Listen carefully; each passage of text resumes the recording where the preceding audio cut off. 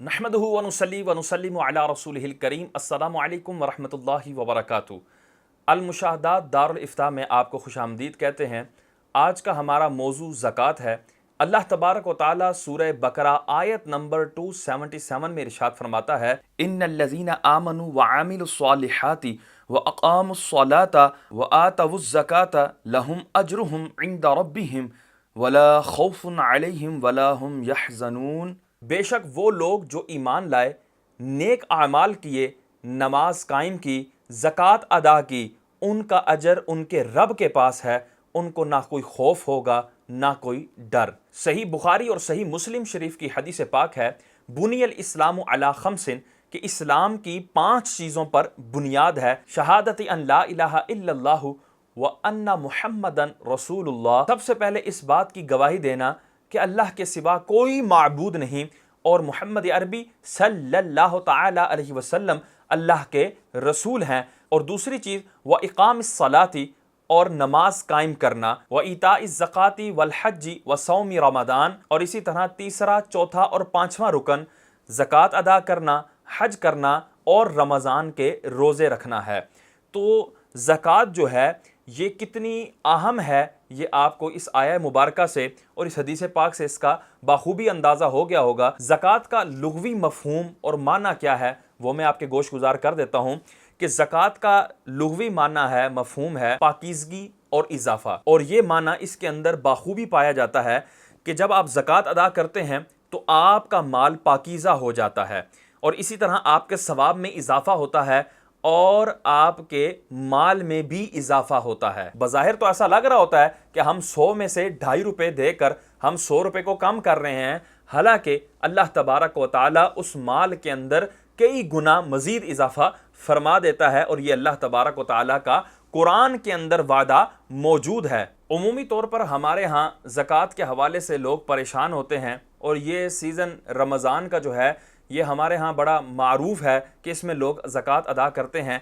इसमें एक मैं गलत फहमी जो है वो उसका इजाला करता चलूँगा कि हमारे यहाँ ये जो जहन बन गया है कि रमज़ान में ही ज़कात निकालनी है, ये इंतहाई गलत जहन है। आपको अचंभा होगा कि मुफ्ती साहब रमज़ान में ज़कात अदा करने को गलत कह रहे हैं, हालांकि ऐसा नहीं है। रमज़ान में ज़कात अदा करने को गलत नहीं कह रहा, रमज़ान को मेयार बना लेना और इसी में अपने साल की ज़कात देने का वक्त मुकर्रर करना, इसको मैं गलत कह रहा हूँ। वो इस तरह कि मिसाल के तौर पर एक शख्स जो है उसका रमज़ान से 2 महीने पहले ही साल मुकम्मल हो जाता है, अब वो 2 महीने तक रमज़ान का इंतज़ार करेगा तो वो शख्स गुनहगार होगा कि उसके पास पूरा साल था कि वो साल के अंदर अंदर भी ज़कात अदा कर सकता था, लेकिन जो ही साल मुकम्मल हुआ, ये डेडलाइन है, इसके बाद अब ताख़ीर करने की इजाज़त नहीं है। अब कोई शख्स बिला वजह ताख़ीर करेगा तो वो शख्स गुनहगार होगा। अब यहाँ पर यह कहा जाए कि नहीं जी रमज़ान में ज़्यादा सवाब मिलेगा, तो ज़्यादा सवाब तो कुजा उसको उल्टा गुनाह मिल रहा है कि उसने ज़कात अदा करने में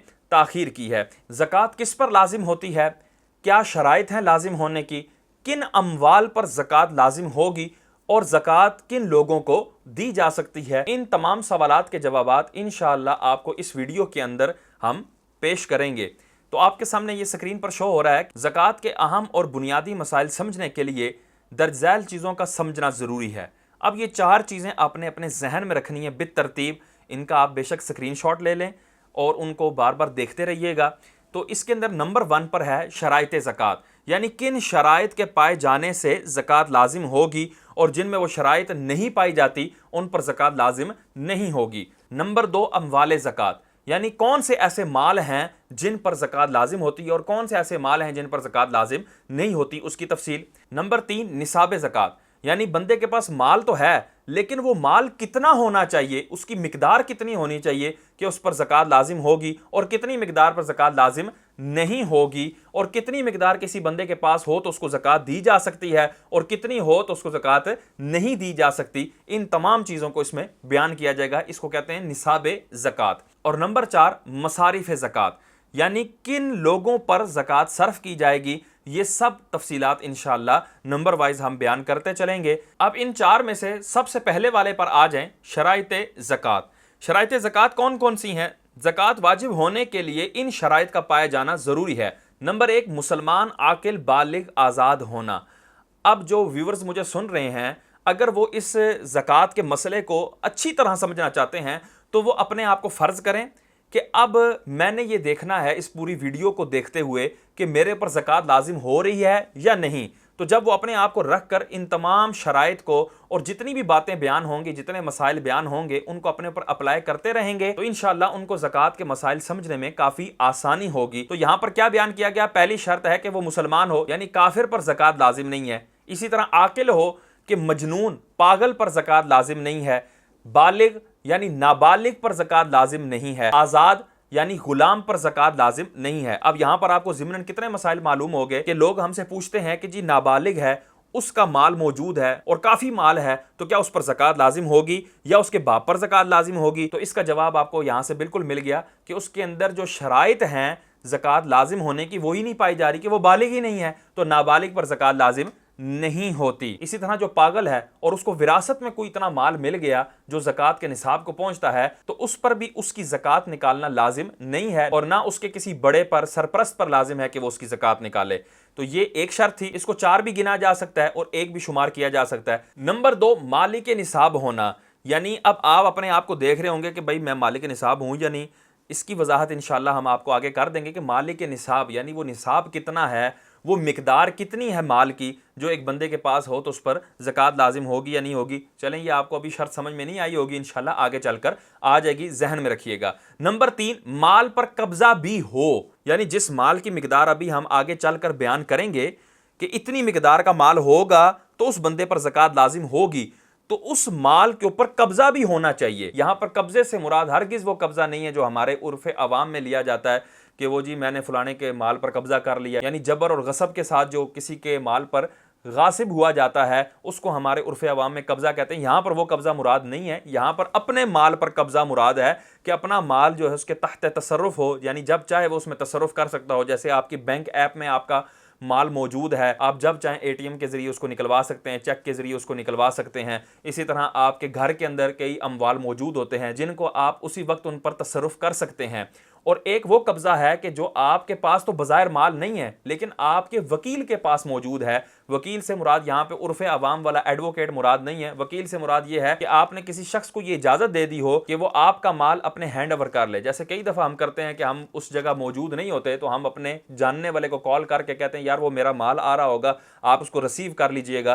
तो ये जो हम उसको वकालत दे रहे होते हैं कब्जे की, तो ये कब्जा भी आप ही का कब्जा कहलाएगा और ऐसे माल पर भी ज़कात लाजिम होगी। और ऐसा माल कि जो आपने ऑर्डर किया हुआ है और वो आ रहा है और वो कब्जे में नहीं है फिल वक्त, आपके ना आपके कब्जे में है ना आपके वकील के कब्जे में है, तो वो माल यहां पर शुमार नहीं होगा। नंबर 4, निसाब कर्ज और उधार से फारिग हो, यानी जो माल है और इस मिकदार को पहुंच रहा है जो ज़कात की मिकदार है, वो मिकदार इंशाल्लाह हम आगे चल के बयान करेंगे कि इतनी मिकदार का माल होगा तो उस पर ज़कात लाजिम होगी, तो उसको निसाब कहा जाता है। तो वो जो निसाब है उसमें से कर्ज भी माइनस होना चाहिए और उधार, ये भी कर्ज की एक किस्म है, ये भी माइनस होनी चाहिए।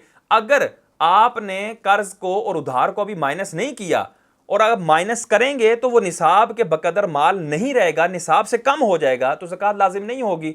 और अगर आप उधार को माइनस कर देंगे, कर्ज को माइनस कर देंगे, उसके बावजूद भी इतना माल बच जाएगा जो निसाब को पहुंचेगा, तो फिर ज़कात लाजिम होगी। तो ये इसका मकसद है शर्त का कि निसाब जो है वो कर्ज से भी पाक हो, उधार से भी पाक हो, यानी आपने उसको पहले से ही माइनस कर दिया हो या आप पे कर्ज और उधार हो ही ना, तो ये दोनों एक ही बातें होंगी। नंबर 5, निसाब हाजत असलिया से फारिग हो। हाजत असलिया क्या है, इसकी वजाहत जो है वो इंशाल्लाह आगे आ रही है। यहाँ मुख्तसरन ये अर्ज कर दूं कि ऐसी अशिया जो आपके रोज़मर्रा के इस्तेमाल में रहती हैं, जिनके बगैर आपका गुजर बसर मुश्किल हो जाता है, वो हाजत असलिया में होती हैं। जैसे आपकी सवारी है, घरेलू सामान है, आपका मोबाइल है, ये चीज़ें हाजत असलिया में हैं। तो निसाब जो है इनके अलावा होगा, यानी जिस माल पर ज़कात होनी है वो इन हाजत असलिया चीज़ों के अलावा होगा। इन हाजत असलिया वाली चीज़ों को उस निसाब में शामिल नहीं किया जाएगा। नंबर 6, माले नामी हो। माले नामी, नामी कहते हैं नमू, बढ़ना, ऐसा माल जो बढ़ता है, जैसे सोना, चांदी, नकदी, करेंसी, कोई भी प्राइस बॉन्ड, माले तिजारत। ये आपको पता है कि ये वो माल हैं कि जो बढ़ते रहते हैं। नंबर 7, इस्लामी हिसाब से साल गुजरना। इस्लामी हिसाब से मुराद क्या है कि आप ये जो जनवरी फरवरी मार्च है ना, ये शमसी महीने हैं, इनका एतबार आप ज़कात में नहीं कर सकते। अगर ये एतबार करेंगे तो इसमें कई दफ़ा ताख़ीर होने की वजह से आप गुनहगार होंगे, हराम के मुर्तकिब होंगे। तो आप पर लाजिम है कि आप कमरी महीनों का लिहाज रखें, मुहर्रम, सफ़र, रबीउल अव्वल, रबीउल सानी, तो इन महीनों का लिहाज रखना ये लाजिम है। तो जब एक बंदे के पास माल आया तो वो ये देखे कि कमरी महीना कौन सा चल रहा है और उसकी कौन सी तारीख है। तो जब वो साल मुकम्मल होकर वही कमरी महीना आएगा और वही तारीख आएगी तो इसका ये साल मुकम्मल हो जाएगा। अब इस पर ज़कात अदा करना क्या हो जाएगा, लाजिम हो जाएगा। तो ये 7 शराइत हैं जिनको मैं जल्दी से दोहरा देता हूं। नंबर 1, मुसलमान आकिल बालिग आज़ाद होना। नंबर 2, मालिक निसाब होना। नंबर 3, माल पर कब्जा भी हो। नंबर 4, निसाब कर्ज उधार से फारिग हो। नंबर 5, निसाब हाजत असलिया से फारिग हो। नंबर 6, माले नामी होना। नंबर 7, इस्लामी हिसाब से साल गुजरना। अब वो जो हमने शुरू में 4 चीज़ें देखी थी, नंबर 1 शराइत ज़कात, अब उसके नंबर 2 पर आ जाते हैं अमवाले ज़कात। कि अमवाले ज़कात यानी कौन से ऐसे माल हैं जिन पर ज़कात लाजिम होगी। क्या हर तरह का माल ही ज़कात के लिए काफ़ी है या कोई मखसूस माल है? तो उसकी तफसील ये आपके स्क्रीन पर आ रही है कि ये 4 तरह के वो माल हैं कि जो माले नामी कहलाते हैं, जिस तरह मैंने पहले भी वजाहत की, और इनको अमवाले ज़कात भी कहा जाता है क्योंकि इन्हीं के साथ ज़कात के अहकाम जो है वो मुत्तसिल होते हैं, तो इसलिए इनको अमवाले ज़कात भी कहा जाता है। तो ये 4 तरह के माल हैं। नंबर 1 सोना, नंबर 2 चांदी, number 3 currency, price bond. Price bond को भी करेंसी में शुमार इसलिए किया गया है क्योंकि ये भी पैसों वाली इनकी हैसियत होती है, आप इसे खरीदो फरोख्त भी कर सकते हैं। वही कागज़ है, जिस तरह एक 1000 का 5000 का नोट है उसी तरह वो भी है। तो जितनी मालियत का प्राइस बॉन्ड होगा वो आप समझ लें उतने रुपए का नोट है। नंबर 4 माले तिजारत। अब माले तिजारत में ईच एंड एवरीथिंग, जो भी चीज़ बेची और ख़रीदी जाती है तिजारत की गर्ज से, वो सब चीज़ें शामिल हैं इसके अंदर। अब इन 4 अमवाल में हर एक की तफसील हम बयान कर देते हैं। सबसे पहले नंबर 1 और नंबर 2 सोना और चांदी की तफसील आप देखें, मुलाहिजा फरमाएं कि सोना और चांदी ये जिस बंदे के पास है, चाहे वो डली की सूरत में मौजूद है यानी ईंट वगैरह रखी हुई है या डली वगैरह रखी हुई है, खाम हालत में मौजूद है, या जेवरात की सूरत में मौजूद है। अच्छा, इसी तरह जेवरात वो इस्तेमाल में हैं या इस्तेमाल में नहीं है, बाहर सूरत ये माले ज़कात होंगे। ये इनके ऊपर निसाब पूरा होने की सूरत में ज़कात लाजिम होगी। इसके ज़िमन में आपको एक मसला भी मालूम हो गया होगा जो उमूमी तौर पर लोग पूछते हैं कि जी मुफ्ती साहब ये बयान फरमाएं कि वो सोना, वो जेवरात कि जो हमारी बीवी, हमारी बहन, हमारी माएँ घर में इस्तेमाल करती हैं शादियों के मौके पर या उमूमी तौर पर वो पहने रखती हैं, तो क्या इस पर भी ज़कात लाजिम होगी? तो जी हाँ, पूरा साल भी पहने रखें या पूरा साल ना पहने या इवेंट्स पे पहने, बाहर सूरत ज़कात लाजिम होगी, बशर्त ये कि वो निसाब को पहुँच जाए। इसी तरह खालिस हो या मिलावट शुदा, क्योंकि उमूमी तौर पर हमारे जेवरात के अंदर बिल्कुल खालिस सोना, खालिस चांदी नहीं होती, उसके अंदर कुछ ना कुछ दीगर धातों की मिलावट होती है। तो वो मिलावट भी, चूंकि जो चीज़ ज़्यादा होगी उसी का हुक्म उस पर लगेगा। और ये जो 4 माल थे इनमें से तीसरा जो था करेंसी और प्राइस बॉन्ड, इसकी तफसील ये आपके सामने स्क्रीन पर जाहिर हो रही है। करेंसी चाहे मुल्की हो या गैर मुल्की, बैंक में हो या अपने पास, करेंसी की शक्ल में हो या बॉन्ड्स की सूरत में, सरमायाकारी में लगा रखी हो, किसी को अमानत दी हो या कर्ज दिया हो। सरमायाकारी में लगा रखी हो मतलब किसी जगह आपने वो सरमाया लगाया हुआ है, तिजारत के तौर पर लगाया हुआ है या इन्वेस्टमेंट आपने की हुई है, तो वो माल भी, वो करेंसी भी यहाँ पर शुमार होगी। इसी तरह आपने जो कर्ज किसी को दिया हुआ है वो भी आपके माले ज़कात के अंदर काउंट होगा। इसी तरह किसी को आपने अमानतन पैसे रखवाए हुए हैं, तो जब आपका साल पूरा होगा और आपके माल को काउंट किया जाएगा तो उसमें अमानत के पैसे जो आपने किसी को अमानत रखवाई हुई है, और इसी तरह जो आपने किसी को कर्ज दिया हुआ है और लेना है आपने वो कर्ज के पैसे भी उसके अंदर शुमार किए जाएंगे और उस सारी अमाउंट के ऊपर आपकी ज़कात निकाली जाएगी। अम्वाले ज़कात में से नंबर 4 पर था माले तिजारत। माले तिजारत आपके सामने इसकी तफसील भी शो हो रही है कि जो भी चीज़ हो, यानी जो भी चीज़ है वो माले तिजारत जो बनने की सलाहियत रखती है, तो वो माले तिजारत में जब आ जाएगी तो उसको भी ज़कात के माल में काउंट किया जाएगा। लेकिन माले तिजारत वो चीज़ कब होगी, इसकी थोड़ी सी वजाहत है, वो सुन लें कि किसी भी चीज़ के माले तिजारत बनने के लिए ये शर्त है, ये ज़रूरी है कि जब आप वो चीज़ ख़रीद रहे हों तो तिजारत की नीयत से ख़रीद रहे हों, यानी बेच कर नफ़ा कमाने की नीयत से वो चीज़ आप ख़रीद रहे हों। जैसे आप बाज़ार गए और आपने जो है वो कुछ सामान ख़रीदा कि यार मैं जाकर फ़लानी मंडी में या फ़लाँ जगह पर जाकर इस माल को मैं सेल आउट करूँगा और इससे नफ़ा कमाऊँगा, तो ये तिजारत की नीयत है और ये जितना भी सामान आपने ख़रीदा ये सारा का सारा माले तिजारत कहलाएगा। लेकिन आपने जब ख़रीद रहे थे उस वक्त ख़रीदना तो अपने घर के लिए था, या किसी को देने के लिए था, तिजारत की नीयत नहीं थी, आपने वैसे ही सामान खरीदा और बाद में आपकी नीयत बन गई कि यार ये मुझे ज़रूरत नहीं है, जैसे घर में जाते हैं वो चीज़ पहले से मौजूद होती है, तो अब आप उसको सेल आउट करने लगे हैं, तो ये माल तिजारत नहीं कहलाएगा कि खरीदते वक्त बेचने की नीयत नहीं थी। तो जब खरीदते वक्त बेचने की नीयत ना हो तो वो माल तिजारत नहीं बनता। इसी तरह दूसरी शर्त यह है कि साल ख़त्म होने तक उस माल तिजारत के अंदर आपकी तिजारत की नीयत बाकी रहे। मिसाल के तौर पर आपने जो है प्लॉट ख़रीदा और प्लॉट जो है वो आपने ख़रीदते वक्त ये नीयत की कि मैं इसको बेचकर नफ़ा कमाऊंगा, लेकिन बाद में वो आपको लोकेशन पसंद आ गई या किसी भी तरह से आपने तिजारत की नीयत तर्क कर दी कि अब मैं इसको नहीं बेचूंगा, मैं अपने लिए रखूंगा या अपने बच्चों के लिए रखूंगा या फलां बंदे को मैं तोहफा देने के लिए रखूंगा, तो ये आपने दरमियाने साल में ही आपने ये नीयत जो है वो छोड़ दी कि ये मैं इसको अब बेचूंगा नहीं, तो अब वो माल तिजारत से निकल जाएगा। तो जब आपका माल काउंट किया जाएगा, जब ज़कात की कैलकुलेशन की जाएगी, तो उसके अंदर उस प्लाट को शामिल नहीं किया जाएगा। इसी तरह यह है कि माल तिजारत के बदले में आपने कोई चीज़ खरीदी हो, यानी आपने कुछ माल जो है वो तिजारत के लिए अलग किया और उससे कोई चीज़ आपने खरीद दी, तो ये इस बात पर दलालत है, ये इस बात पर दलील है कि खरीदते वक्त आपकी तिजारत की नीयत थी। हाँ, अगर आप सराहत कर देते हैं कि ये मैं बेचने के लिए नहीं खरीद रहा तो फिर अलग बात है, लेकिन अगर माल तिजारत से किसी चीज़ को खरीदा गया तो उससे यही मफहूम लिया जाएगा कि ये तिजारत के लिए ली गई है। अब ये तो अमवाल ज़कात बयान हो रहे थे, तो अब यहाँ पर ज़िम्नन ही हम उन अमवाल पर भी गुफ्तगू कर लेते हैं जिन पर ज़कात लाजिम नहीं होती। वो अमवाल जिन पर शरीयत मुताहरा ने ज़कात वाजिब नहीं फरमाई, ख्वाह वो कितने ही कीमती हों। नंबर 1, हाजत असलिया वाला माल। नंबर 2, माले गैर नामी। अब यह हाजत असलिया की वजाहत आपके सामने मौजूद है। वो चीज़ें जिनकी उमूमन इंसान को ज़िंदगी गुजारने के लिए ज़रूरत होती है और इनके बगैर गुज़र औकात में शदीद तंगी और दुश्वारी महसूस होती है, ऐसी चीज़ें हाजत असलिया में दाखिल हैं।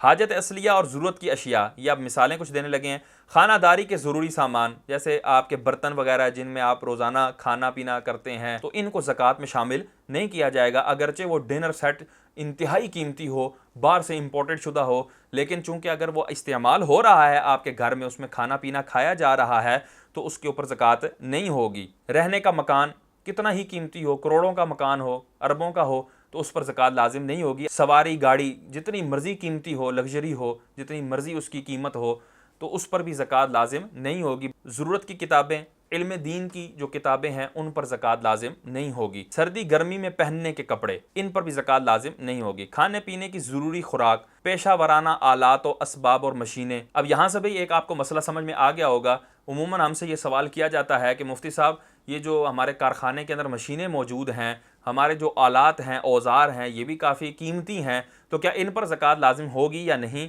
तो इन पर ज़कात लाजिम नहीं होगी कि ये हाजत असलिया में शामिल होंगे। हाजत असलिया में फ़िलहाल ख़र्च करने के लिए या कर्ज़ या मकान या दुकान का फ़िलहाल किराया अदा करने के लिए करेंसी वगैरह भी शामिल होगी।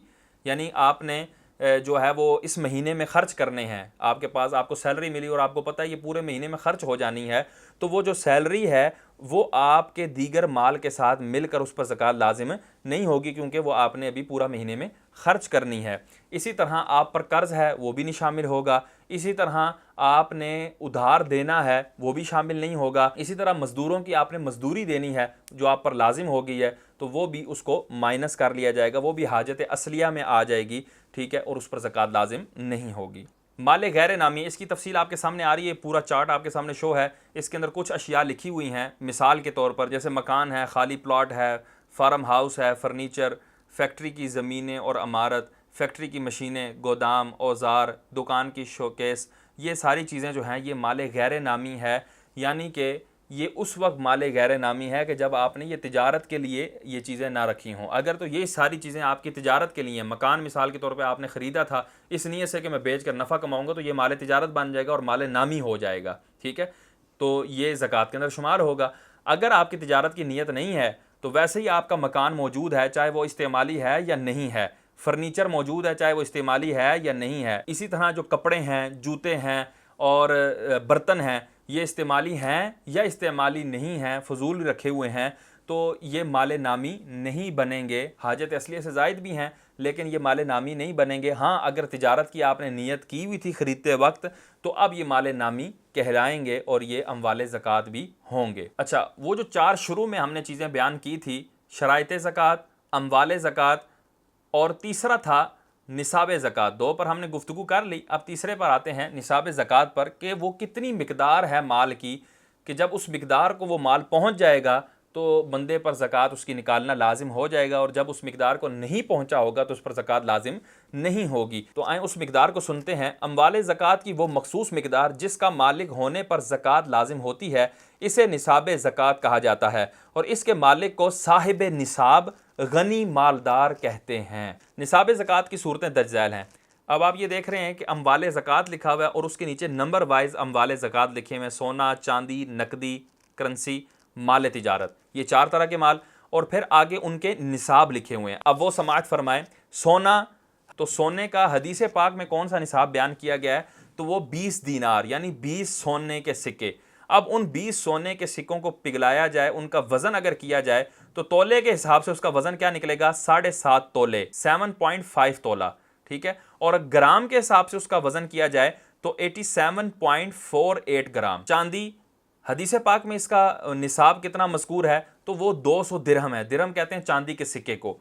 अब इसको अगर इसका वजन किया जाए तो वो कितना बनेगा, 52.5 तोला यानी 52.5 तोला। और अगर ग्राम के हिसाब से उसका वजन किया जाए तो 612.36 यानी 612.36 ग्राम। अच्छा, नकदी और करेंसी, इसका निसाब क्या है? नकदी और करेंसी इसका कोई अपना निसाब नहीं है, इसका निसाब वही है जो चांदी का निसाब है। यानी जब नकदी और करेंसी आपके पास इतनी मौजूद है, इसी तरह प्राइस बॉन्ड इतने आपके पास मौजूद हैं जो 200 दिरहम को पहुंच जाते हैं, 52.5 तोले चांदी की कीमत को पहुंच जाते हैं, तो आप पर ज़कात लाजिम होगी, और अगर इससे कम है तो ज़कात लाजिम नहीं होगी। माल तिजारत, इसका भी कोई मुस्तकिल निसाब नहीं है, इसका निसाब भी चांदी वाला ही है कि माल तिजारत आपके पास इतना है, 200 दिरहम को पहुंचता है यानी 52.5 तोले चांदी को पहुंचता है, उसकी कीमत को पहुंचता है, तो उस पर ज़कात लाजिम होगी। तो ये चारों चीज़ें आप अपने जहन में रख लीजिएगा, इसका स्क्रीनशॉट भी ले लें ताकि आपको जहन में रखने में आसानी हो। और हर साल आपने कितनी फ़ीसद ज़कात निकालनी है? 2.5%। 100 में से 2.5% जो है वो आपने ज़कात निकालनी होगी। ये आपके सामने चार्ट शो हो रहा है मुख्तलिफ अम्वाल ज़कात में निसाब का तयन। यानी देखें कि 4 तरह के माल हैं, सोना, चांदी, नकदी, करेंसी, प्राइस बॉन्ड और माल तिजारत। ये 4 तरह के हैं। अब कईयों के पास ये चारों मौजूद हैं, कईयों के पास इनमें से एक मौजूद है, कईयों के पास इनमें से 2 मौजूद हैं, कईयों के पास इनमें से 3 मौजूद हैं। तो अब किस तरह जो है वो निसाब का हिसाब लगाया जाएगा, तो वो आपको ये चार्ट की सूरत में ये समझा रहे हैं कि सिर्फ सोना हो, ये साइड में देखें आपके सूरतें लिखी हुई हैं, सिर्फ सोना हो, सिर्फ चांदी हो, कोई से 2 अम्वाल, कोई से 3 अम्वाल, चारों अम्वाल हों, ठीक है। अब आगे आप इनकी सूरतों को समझते जाएं। ऊपर इन्होंने देखें हाईलाइट किया हुआ है सोना, चांदी, नकदी, तिजारती माल, आगे निसाब, वजन या कीमत, यानी वजन का एतबार करेंगे इसमें या कीमत का, आगे मिकदार यानी ज़कात कितनी मिकदार निकाली जाएगी। अब नीचे जो है वो है, नहीं है, नहीं है, नहीं है, इससे ये बयान कर रहे हैं कि ये वाला माल है, ये वाला माल नहीं है, तो वो बयान किया और उसके बाद उसका आगे निसाब बयान कर रहे हैं। अब वो मैं आपको बयान करता चलाऊं। सिर्फ सोना हो,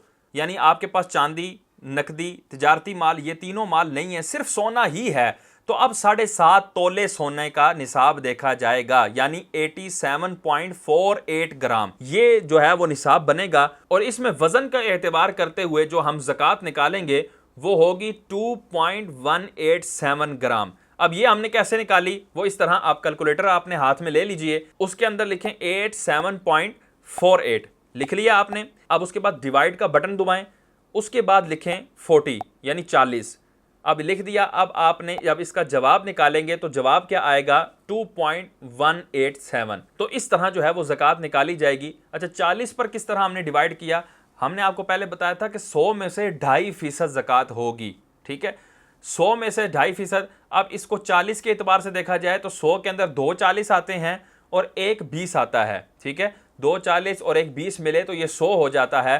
तो 40 में से 1 रुपया, दूसरे 40 में से 1 रुपया और 20 में से आधा रुपया, तो ये क्या हो गया, 2.5%। तो इसलिए 40 पर तकसीम कर देते हैं तो उससे ज़कात बआसानी निकल आती है। अब सिर्फ चांदी हो तो आपने देखा होगा सोने के नीचे लिखा है नहीं है, चांदी के नीचे लिखा हुआ है क्योंकि वही हमारे पास माल मौजूद है, नकदी और तिजारती माल ये भी नहीं है। अब फकत चांदी है तो उसका निसाब हमने कितना बताया था, 52.5 तोले चांदी यानी 52.5 तोला। अब ग्राम के एतबार से वो कितनी बनेगी? 612.36 ग्राम। ठीक है, अब इसका वजन का एतबार होगा या कीमत का, तो इन्होंने यहां पर लिखा हुआ है कि वजन का एतबार होगा। अब वजन के एतबार से इसका निसाब, इसका 40वां हिस्सा कितना निकलेगा? 100 में से 2.5% कितना निकलेगा? वो निकलेगा 15.309। अच्छा, अब नीचे देखें, कोई से 2 अमवाल। अब उन्होंने मिसाल के तौर पर क्या कर दिया, सोने के नीचे लिख दिया नहीं है, तिजारती माल के नीचे लिख दिया नहीं है, चांदी और नकदी मौजूद है। ठीक है, कोई भी 2 अमवाल हों तो अब उनका निसाब क्या होगा? वो चांदी वाला ही निसाब होगा, यानी 52.5 तोले चांदी, ग्राम के एतबार से 612.36 ग्राम। अब इसमें वजन का एतबार होगा या कीमत का? तो इसमें कीमत का एतबार होगा कि जो भी उसकी कीमत बनेगी उस वक्त के हिसाब से उसको देख के उसका 40वां हिस्सा अदा कर दिया जाएगा। कोई से 3 अमवाल हों, अब वो भी आप यहाँ पे फ़र्ज़ कर लें, कोई से भी 3 अमवाल। इन्होंने लिखा है सोने के नीचे नहीं है, चांदी, नकदी, तिजारती माल, ये तीनों चीज़ें हैं। अब इसका निसाब क्या होगा? वो भी चांदी का निसाब देखा जाएगा, यानी 52.5 तोले चांदी, ग्राम के एतबार से 612.36 ग्राम। इसमें भी कीमत का एतबार होगा, जो भी उस मौजूदा वक्त के एतबार से जो कीमत बनेगी उसका 40वां हिस्सा देना होगा। चारों अमवाल मौजूद हैं, उन चारों की अब कीमत लगाई जाएगी। तो वो चांदी के अगर निसाब को पहुंच जाती है, यानी 52.5 तोले चांदी अगर ग्राम के एतबार से देखा जाए 612.36 ग्राम, तो अब उसका भी 40वां हिस्सा ज़कात में देना होगा। ज़कात की अदायगी में वज़न के मुताबिक सोने या चांदी से भी कर सकते हैं। नीज़ इतनी मालियत और कीमत का कोई सामान या करेंसी भी ज़कात में दे सकते हैं। यहाँ पर भी आपको एक मसला मालूम हो गया कि आपने सोने की ज़कात देनी है तो क्या सोने से ही देनी है या उसकी कीमत भी दे सकते हैं? तो जी हाँ, आप सोने से भी दे सकते हैं कि उसी में से आप जो है वो ईंट है उसका कुछ टुकड़ा जो है, जो जितना वज़न बनता है वो आप ज़कात में दे दें, या फिर आप उस ईंट को अपने पास ही रखना चाहते हैं, आप उसकी कीमत देना चाहते हैं, तो जो उस वज़न की कीमत बनती होगी मौजूदा, वो कीमत भी आप दे देंगे तो ज़कात अदा हो जाएगी। इसी तरह आपको पैसे ही देने की ज़रूरत नहीं है, आप कोई भी माल जो है वो भी ज़कात के तौर पर निकाल सकते हैं, लेकिन उस माल की कीमत उतनी होनी चाहिए जितनी आपकी ज़कात बनती है। अगर उससे कम होगी तो जितनी कमी है वो आपको पूरी करना लाजिम होगी। अब नंबर 4, हमने वो जो 4 चीज़ें पढ़ी थी कि शराइते ज़कात, अम्वाले ज़कात, निसाब ज़कात, और चौथी चीज़ थी मसारिफ़ ज़कात, यानी किन लोगों पर यह ज़कात सर्फ की जाएगी, किन जगहों पर ज़कात सर्फ की जाएगी। उसके हवाले से अल्लाह तबारक व तआला पारा 10 सूरह तौबा आयत नंबर 60 में इरशाद फरमाता है, इन्नमस्सदक़ातु लिलफ़ुक़राई वल मसाकीनी वल आमिलीना अलैहा वल मुअल्लफ़ति क़ुलूबुहुम व फ़िर रिक़ाबी वल गारिमीना व फ़ी सबीलिल्लाहि वब्निस सबीली फ़रीदतम मिनल्लाहि वल्लाहु अलीमुन हकीम। ज़कात तो इन्हीं लोगों के लिए है, मोहताज और निरे नादार, और जो इसे तहसील करके लाएं, और जिनके दिलों को इस्लाम से उल्फत दी जाए, और गर्दनें छुड़ाने में, और कर्जदारों को, और अल्लाह की राह में, और मुसाफिर को ये ठहराया हुआ है अल्लाह का, और अल्लाह इल्म व हिकमत वाला है। अब मसारिफ़ ज़कात को तफसील से जो है वो आपके सामने ये चार्ट शो रहा है कि मसारिफ़ ज़कात की तशरीह ये है। नंबर 1, फ़कीर, जिसके पास हाजत असलिया से ज़ायद कुछ थोड़ा बहुत माल हो लेकिन निसाब के बराबर ना हो। घरों के अंदर कई दफ़ा होता है कि जो इस्तेमाली बर्तन होते हैं उसके अलावा भी कुछ बर्तन जो होते हैं जो संभाल कर रखे होते हैं, डब्बों में पैक होते हैं, वो किसी वक्त भी इस्तेमाल नहीं होते, और उमूमन जहेज़ के अंदर इस तरह के बर्तन और इस तरह की चीज़ें होती हैं जो औरतें सारा साल इस्तेमाल नहीं करती। तो वो जो माल होता है वो हाजत असलिया से ज़ायद कहलाता है। अब अगर वो निसाब को पहुंच जाता है, यानी इतना हाजत असलिया से ज़ायद माल रखा हुआ है कि जो 52.5 तोले चांदी को कम अज़ कम पहुंच रहा है, उसकी मालियत को पहुंच रहा है, तो ऐसा शख्स शरीफ फ़कीर नहीं होगा।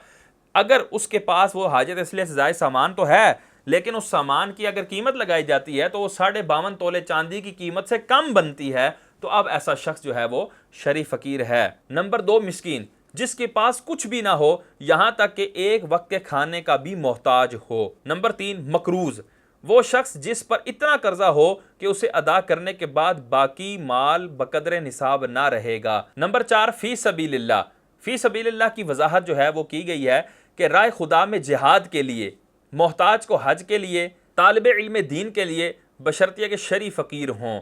नंबर 5 है मुसाफिर, वो मुसाफिर जो हालत सफ़र में तंगदस्त हो गया हो, अगरचे उसके घर में माल बहुत ज़्यादा मौजूद हो, लेकिन वो सफ़र के हालत में वो तंगदस्त हो गया, उसकी माल तक अप्रोच नहीं है, वो माल मंगवा नहीं सकता, तो ऐसा शख्स जो है उसको भी ज़कात दी जा सकती है।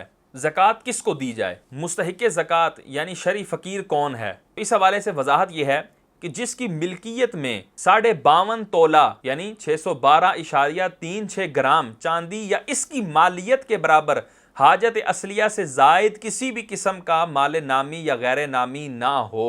अब इसको आसान अल्फाज में ये समझा दूं कि उस बंदे के पास सोना भी नहीं है, चांदी भी नहीं है, नकदी भी नहीं है और माल तिजारत भी नहीं है, या अगर हैं तो वो इतने नहीं हैं कि जो 52.5 तोले चांदी के बराबर पहुंच सकें, इतनी मिकदार में नहीं है। इसी तरह हाजत असलिया से जायद सामान, हाजत असलिया से जायद सामान वजाहत पहले कर चुके हैं, मजीद कर देता हूं कि जैसे कि कुछ बर्तन रखे हुए हैं खाने पीने के, उसके अलावा कुछ ऐसे बर्तन हैं जो किसी इस्तेमाल में नहीं है, वो जो है ना ड्रॉर वगैरह में या किसी भी जगह पे हिफाजत के साथ रखे हुए हैं, डब्बों में पैक हुए हुए, तो वो हाजत असलिया से ज़ायद हैं। इसी तरह वो जूते जो इस्तेमाल में नहीं है, ना सर्दियों में इस्तेमाल होते हैं ना गर्मियों में इस्तेमाल होते हैं, बल्कि वो वैसे ही रखे हुए हैं, जैसे उमूमी तौर पर जूते जो है ना वो लोगों को छोटे हो जाते हैं तो वो क्या करते हैं, वो रख देते हैं, तो वो हाजत असलिया से ज़ायद हैं। इसी तरह और ऐसी चीज़ें फर्नीचर वगैरह या और भी चीज़ें जो हाजत में इस्तेमाल में नहीं हैं, उनको हाजत असलिया से ज़ायद करार दिया जाएगा। अब उन सारी चीज़ों को जमा करें और जमा करके उनकी मालियत लगाई जाए, उनकी कीमत लगाई जाए। तो अगर मार्केट रेट में उनकी कीमत जो है वो 52.5 तोले चांदी या इससे तजावुज कर जाती है, तो ऐसा शख्स जो है वो शरई फकीर नहीं रहेगा। अगरचे इस पर ज़कात भी लाजिम नहीं होगी इस हाजत असलिया से ज़ायद माल की, क्योंकि वो हमने आपको बताया है कि ये उन अमवाल नामी में नहीं आता, ठीक है, कि जो हमने अमवाल गिनाए उनमें हाजत असलिया से ज़ायद सामान वो नहीं आता। लेकिन ऐसा शख्स जो है वो शरई फकीर नहीं होगा, क्योंकि ऐसे शख्स के ऊपर सदका फितर और कुर्बानी लाजिम हो रही है, इस एतबार से ये गनी शुमार किया जाएगा। अगरचे ज़कात के एतबार से ये गनी नहीं है, लेकिन ज़कात लेने के एतबार से ये गनी ज़रूर है, तो ये ज़कात नहीं ले सकता। तो 52.5 तोले चांदी की मालियत ये 14 फरवरी 2024 को ये कैलकुलेशन निकाली गई थी, तो 1,34,000 रुपए बन रही थी। ये उस वक्त की है, अभी मौजूदा की देख लें, जारी बात है कमी बेशी होती रहती है।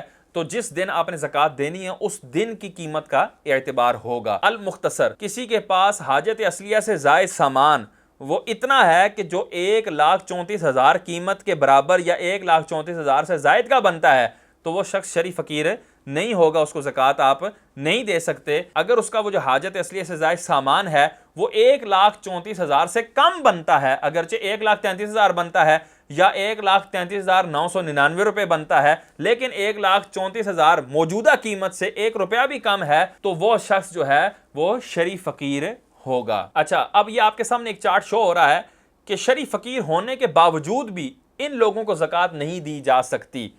वो कौन है? हाशमी, इसके अंदर सादात किराम भी शुमार हैं, यानी इनको ज़कात आप नहीं दे सकते।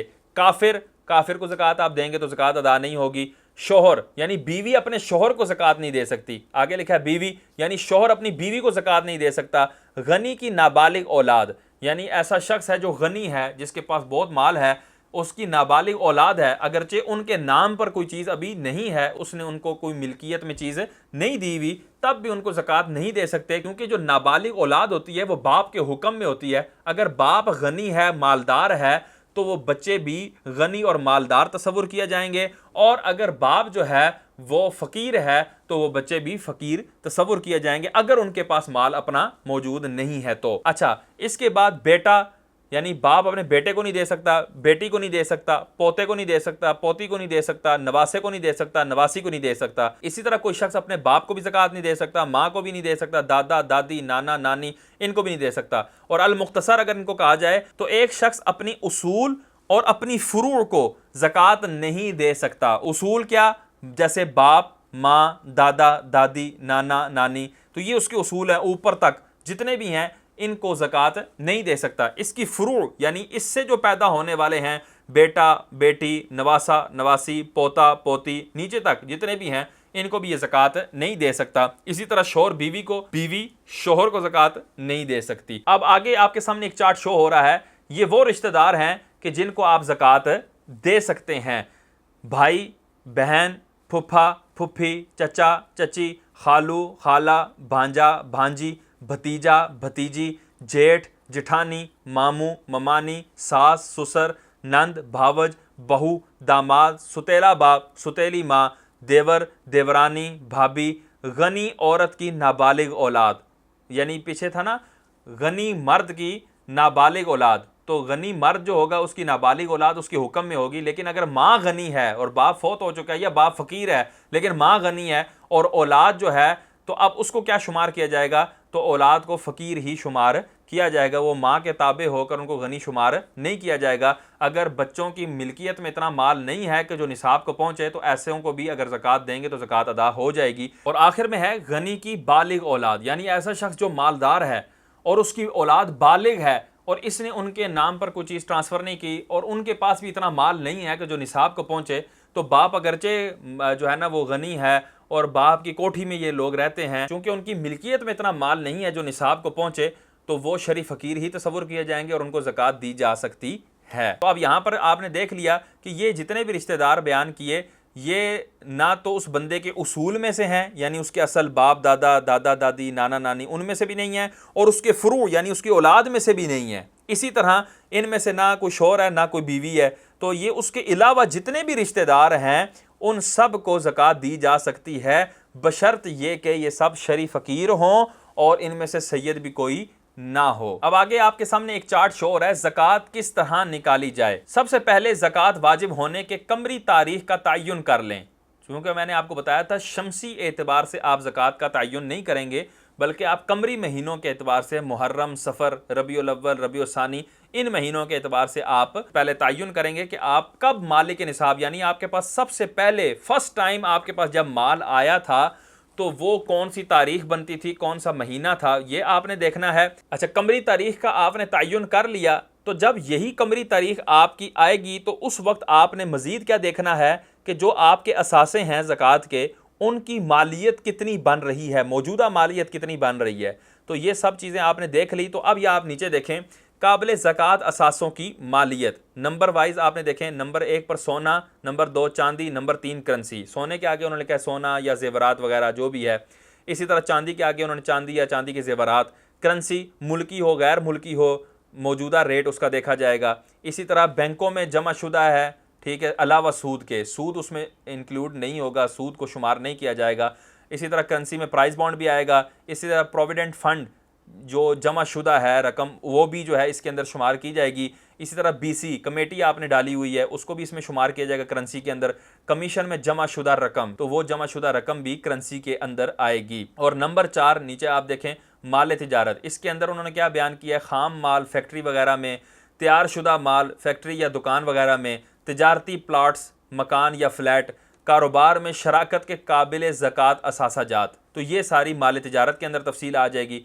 अब आगे उन्होंने लिखा है कि ये चीज़ें तो आपने देख ली, इनकी आपने अमाउंट भी देख ली, आपने अमाउंट का भी तयन कर लिया। तो अब आप आगे देखेंगे कि वो रकम जो ज़कात की रकम से अलग करनी है, यानी आपने ये सारी अमाउंट निकाल ली, सोने की, चांदी की, नकदी की, माल तिजारत की, आपके पास सारी जो है वो अमाउंट मौजूद है, आपके सामने है। अब इसमें से आपने चंद चीज़ें माइनस करनी है। वो कौन सी? अगर कर्ज लिया हुआ है तो वो कर्ज आपने माइनस कर दिया उसमें से। इसी तरह मकान, दुकान, अशिया की वाजिबुल अदा किस्तें, कोई मकान किस्तों पर लिया हुआ है, कोई चीज़ आपने मोटरसाइकिल, फ्रिज, गाड़ी, कोई चीज़ आपने किस्तों पे ली है और आपने उसकी अभी किस्तें वो अदा करनी है, तो जितनी किस्तें आपने अदा करनी है वो आप पर कर्ज है, तो वो भी कर्ज की तरह उसको भी माइनस किया जाएगा। कमेटी जो आपने ले ली है कमेटी और अब आपने उसकी किस्तें देनी है कमेटी की, ठीक है, तो वो भी आप पर कर्ज होगी, उसको भी माइनस किया जाएगा।